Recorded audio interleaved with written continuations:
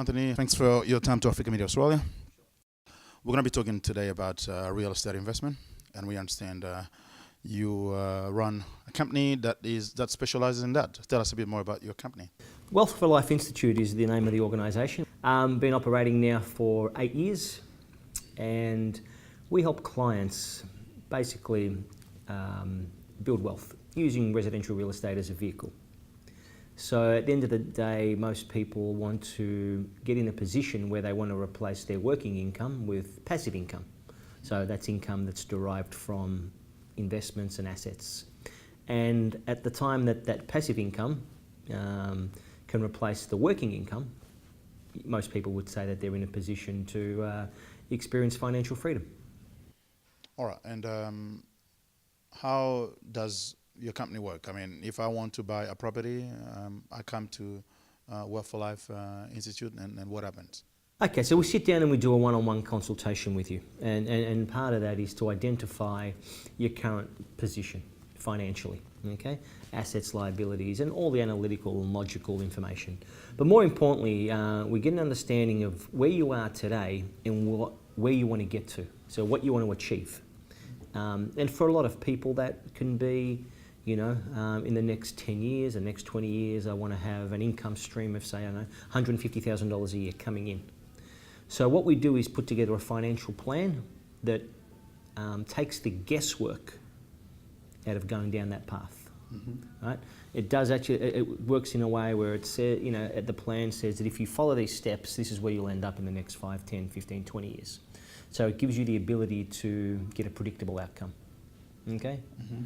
And that's based on, you know, laws around the areas of finance, investment, money, real estate, such as compound interest, leverage, and we use a number of added structures such as tax minimisation or tax structuring, asset protection, you know, self-managed super funds, loan and finance structures. In fact, the finance aspect of it is probably the most important part of it. And real estate is really nothing more than a vehicle to help you guys get there. There are a lot of real estate companies out there. Why should people come to you? Good question. Well, for starters, we do exactly what we advise our clients to do. Okay, so we don't tell you to do this and then we go and do something else. So we're all investors here. The advice we give our clients is advice that we are taking ourselves. We've been doing this for quite some time. Talk to our clients. You know, if you talk to our clients, we've got a pretty good track record. Real estate is a good investment. Sure. But there's also a lot of things that go into it.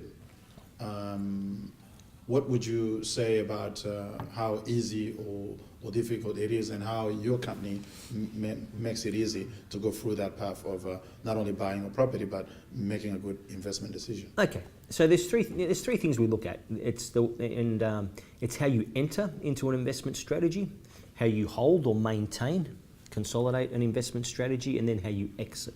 Okay. So it's not just about real estate, and people have this perceived idea that if I buy 1 or 2 or 3 properties, I'm going to be wealthy.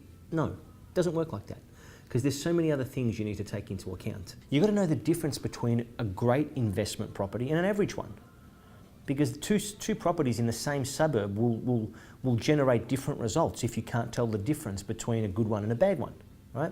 You need to take into account finance structuring, because if you get the wrong type of finance, it will actually prohibit you from doing any more. You know, a lot of people, when they're looking at finance, the first thing they look at is the interest rate. Actually, it's the only thing they look at. A very smart investor looks at the interest rate as the last thing. It's important, but it's not the most important thing you look at when getting finance, okay? Tax structuring. Most people are making our government richer and themselves poorer because they're just not understanding how they can use tax to their advantage. And in no way am I saying that, you know, you shouldn't be paying tax or, you know, avoid tax. I mean, we're not saying that. Mm-hmm. But there are certain advantages available to Australians that have been available to Australians, working Australians, since 1985, and most people aren't aware of them.